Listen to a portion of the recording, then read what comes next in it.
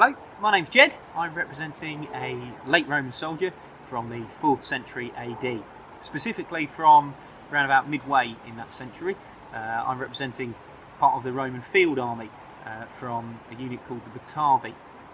Now, the Batavi, their main base was initially in Central Europe at Mainz in Germany, but they went all over the place, and by about 360 a detachment had come to Britain to recruit, and they started to pick up Britons in order to join the Roman army. So that's what I'm representing.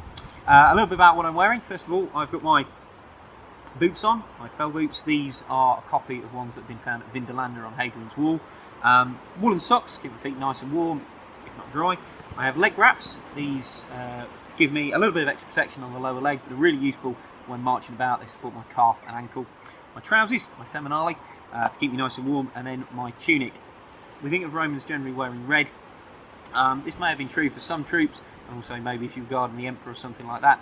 But white and cream is a natural colour. The army by this period is twice the size of the army across the empire that invaded Roman Britain from that period, but it's on the same amount of money. So any cost-saving measures are a really, really big plus.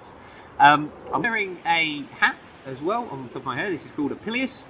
This is there for a couple of reasons. First of all, when in battle, this gives extra protection underneath my helmet and helps it fit better, but also, as I say, protection from blows coming in. But by this period, the Roman Empire had gone Christian. One of the earliest Christian beliefs was that you had to have your head covered. So that's why I'm wearing my pileus. The other symbol that would show that I'm a Roman soldier would be my belt. This is a style that comes in the early 4th century. This is one style of belt. There is another style of belt which is just down here. And this is really important for Leicestershire because if you notice the buckle on it, and also the chafe on the end of the strap, one of these was found a couple of years ago now in Leicester itself, when they were doing archaeological work by ULAS, the University of Leicester Archaeological Survey.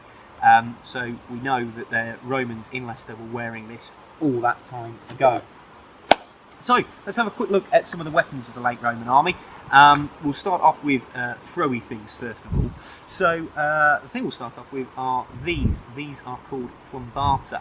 Now in the early Roman period they have a pilum, which is a long javelin, very, very heavy. You can only carry about 2 of those, and you're looking at a maximum range really of about 20 metres. Tests have been done with these. A chap who's known internationally for his javelin throwing has managed to launch one of these about 120 metres.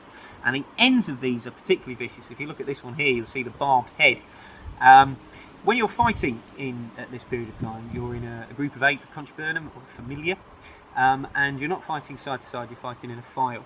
So if you imagine the people at the front have got these, they're throwing underarm, the ones at the back are throwing overarm like that. If you had 1,000 men, you could drop, what are we looking at, about 5,000 of these on your enemy in just under a minute. The reason it's called a plumbata is because we've got a lump of lead here to give it some oomph behind it and to get it through the air, and the Latin for lead is plumbum, hence plumbata. So you have 5 of those in a sheath on the back of your shield, so you can get to them. The other thing that would be in that sheath probably is a set of these. These are called caltrops. Caltrops, whichever way you throw these, a spike will always end up pointing upwards. We've got a peg and a loop. They go down in front of the main army, about 10 yards in front, and a loop goes, another one of these would go peg in there, so you've got a whole string of them out in front. And when the cavalry come charging towards you from the enemy, the horses would step on those, throw their rider, or if the enemy are running towards you instead, they would step on them and it would go through their foot. So a very, very horrible weapon, but very, very effective. I then have one of these. This is a staff sling called a fastibulis, and on here what you would do is you'd hold this and then you'd launch it out like that, and you're launching these up to maybe 100 metres, and the things that you're launching are these here, small lead bullets. So these come spinning towards you at about 70 miles an hour, which is easily enough to kill you. The other weapons that I would carry, if not throw, is one of these. This is a hasta. This is a thrusting spear for fighting. I don't throw this. I've got a small javelin. You might be able to see the blue pole sticking up there. That's a small javelin. You might carry up to 3 of those. Mainly used by the cavalry to throw from the saddle, but also infantry use them as well. So yeah, my hasta, which is my main thrusting weapon. I then have my sword called a sparta. Long chopping weapon. This is obviously single-handed because you've got your shield in the other hand. You'll notice the scabbard fittings on here, they're rather square-ended shape and a square top. These are a copy of a set that have been found at Feltwell, so in England again, so we know exactly what these look like. That brings us on to defence this time. Okay, so we've got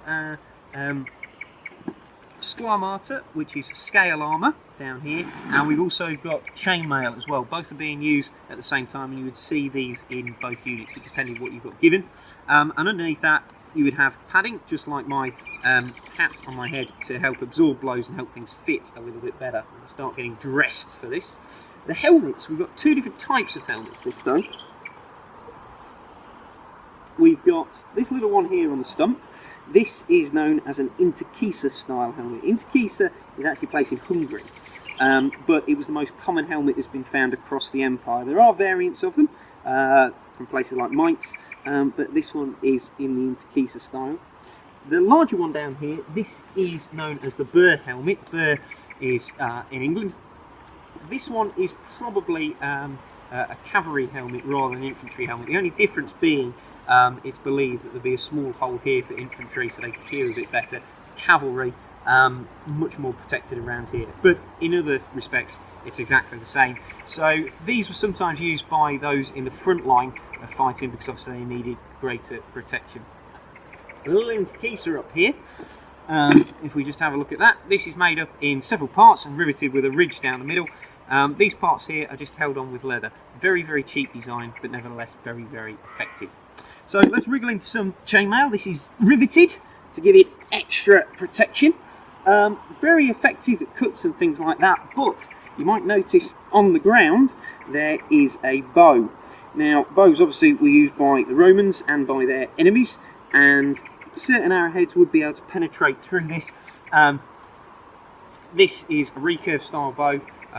Used throughout the ancient world, really. One of the main enemies of Rome, the Parthians, on the edge of the empire in the east, that's the sort of thing that they would be using.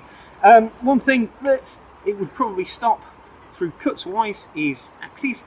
Rome and its enemies are using axes like this. The Romans called this a securus, it's later known as a francisca. Probably not enough to cut through here altogether, but these could also be thrown from a range of about 10 metres.